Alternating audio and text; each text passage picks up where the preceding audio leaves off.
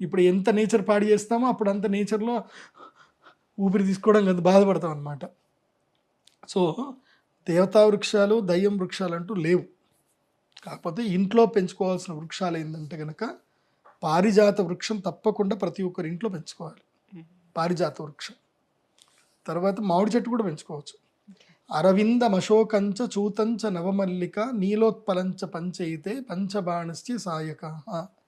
అమ్మవారి చేతిలో 5 పుష్పాలు ఉంటాయి. 5 పుష్పాలు ఉంటాయి. అరవిందం అంటే అది కూడా కమలం పువ్వు లాంటిది. అశోక పుష్పం ఉంటుంది, అది ఇప్పుడు దొరకట్లేదు, ఆ జాతే పోయింది. అశోక వృక్షం అమ్మవారు మునుపు అశోకవనంలో అశోక వృక్షం కింద కూర్చుందని అంటారు. అప్పుడు అశోక చెట్టు అంటే ఏందో ఎవరికి తెలియదు అసలు, ఆ వృక్షమే లేదు ఇప్పుడు. అరవిందం అశోకంచ చూతంచ నవమల్లిక. చూతం అంటే మామిడి చెట్టు. మామిడి చెట్టు ఇంట్లో పెంచుకోవచ్చు, తప్పేం లేదు, తప్పకుండా పెంచుకోవచ్చు. మామిడి చెట్టుకి ఏ దోషం